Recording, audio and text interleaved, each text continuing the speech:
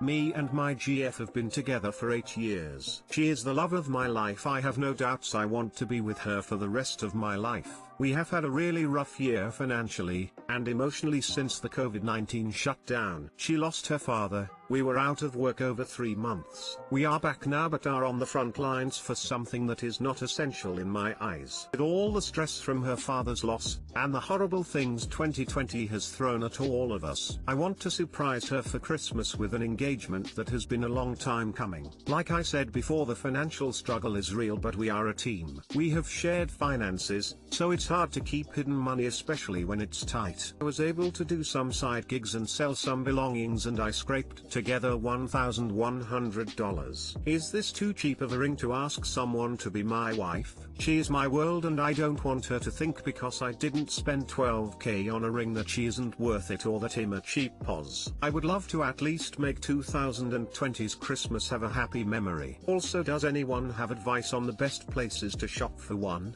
My credit is not the best but not horrible. I apologize for format and my bad grammar. Any honest opinions appreciated. Thank you.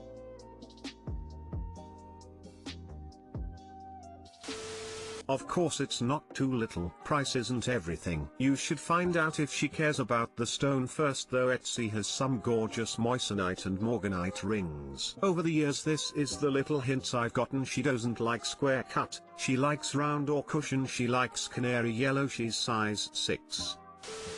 My husband and I were together 5 years when he proposed with a $200-ish ring on Etsy and it was perfect. Such a bow today. I fucked up a unique ring that supported a small business. It is shaped like a rose and has a wedding band that is like a twisted vine. Gem is a pretty moonstone. But Etsy has diamond and gold wedding rings too. I would highly recommend looking on Etsy for something special that screams her to you. The ring shouldn't matter. It's the thought behind it. He searched for hours for the perfect one, and that meant more to me than what he paid. Not to mention that because we had joint finances and we're living paycheck to paycheck, I'd rather have that extra money for a video game or computer parts or some books. If you wanted to, you could put together a sort of care package of all her favorite stuff and get a cheaper ring, and I think most people would appreciate that more. Shows how much you know her rather than spending so much on a ring.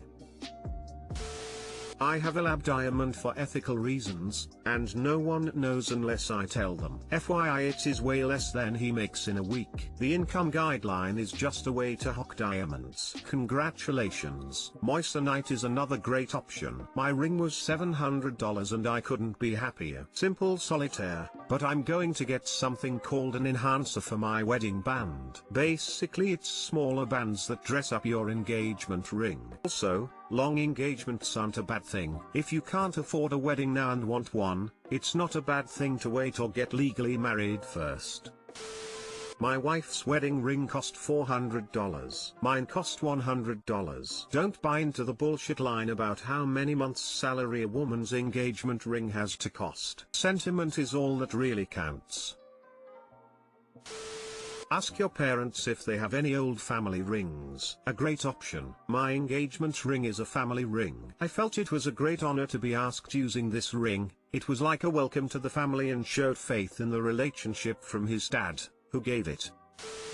My wife isn't letting me be a dad to our baby. My wife and I have an almost 3-month-old son and she doesn't let me do much. She wants to be the ones to feed him, put him to sleep and comforts him when he's crying. About the only thing she asks me to do is bring him to her when he wakes up. She also double checks and or goes behind me and redo stuff that I've just done, explains things that I already know / are common sense. She takes him from me when he's crying and often assumes I did something to make upset him. She says things like I'm his mom / he needs his mom or you're here for backup. I feel like I'm just babysitter and I have to follow all the rules that she makes without me.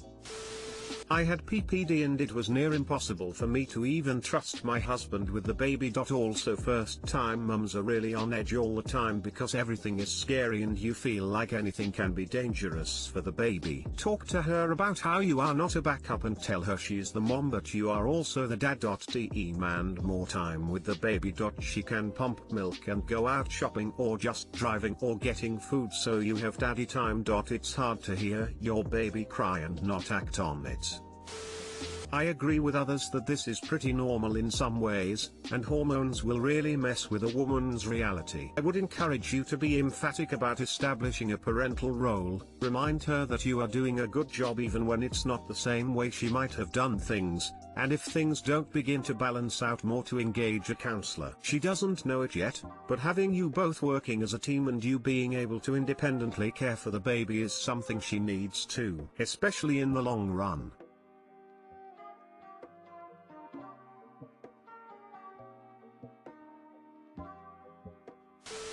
I had my first child Halloween 2019, and I can say my husband and I went through something similar. I didn't tell him he was back up, or assume he made the baby cry. Things I did do: 1. Instantly jump when my son cried. It was like a primal, biological urge to grab him and comfort him, even if my husband was holding him. I thought I was relieving my husband of the burden of a crying baby and didn't realize how much it bothered him until he brought it up. I had to admit that I was wrong and apologize. It took a couple weeks to readjust, and often I had to walk away when my husband was comforting my son as to resist the urge to jump in and fix it. 2. I took on a good majority of feeding/diaper changes/rocking to sleep, and didn't really give him the chance to jump in and get hands on. I think a lot of it had to do with PPD/PPA. I felt like I was failing as a mother if I asked for help or didn't tackle everything 100% myself. Words of encouragement to you: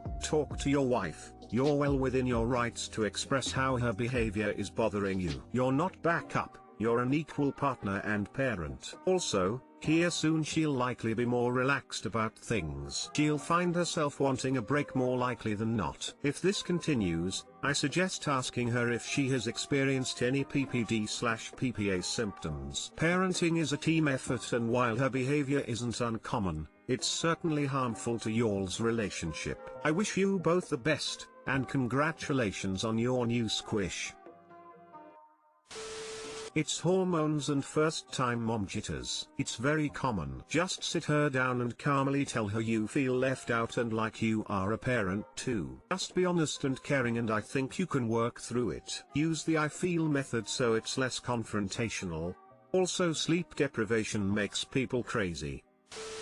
This is her first baby, first kid for both of us. My 35M, GF, 33F, left me after her miscarriage and now wants me to sell the house which she owns. My GF had a miscarriage a few months ago after several months of trying for a baby. This is our second miscarriage. It was terribly hard on both of us, but more so on her. She would tell me I wouldn't care because I wasn't crying like she was. She said I wasn't supportive. It sucked. A few weeks later she said she was going home to her parents' place because she needed some space. Good, I thought I needed space too. Her parents lived 2 hours away. She refused to come home and didn't want me to visit her. After about 6 weeks she came home and said she's leaving me. Gave me a few reasons, some linked to the miscarriage, some were something else. I'm crushed, but by this time I've already accepted this. I've gone on a few dates. She's been back with her parents for a few weeks and now wants me to get a realtor to sell her house. I am not a co-owner but have been living here alone since she left. What should I do? Should I move out? Tell her no way? Help her sell the house and then carry on with my life? Looking for advice here, but just also wanted to vent. Time to move out. I would avoid interaction with realtors, complicating the situation. Dude, you are not on the title, you are not the owner. You cannot hire a real estate agent. You cannot sell the house for her. You cannot enter into a contract on the sale. You are a tenant, not freehold owner. You literally have no rights or obligations to sell it. Don't do anything, just move out. Nothing for you to do here. Get your stuff out, do a deep clean, to be a class act, and tell her to do her own stuff with marketing and selling the house. Melanie, I'm moving to my own place and I'll leave the house clean, and that's where my cooperation stops. You need to select a realtor and sell the house on your own.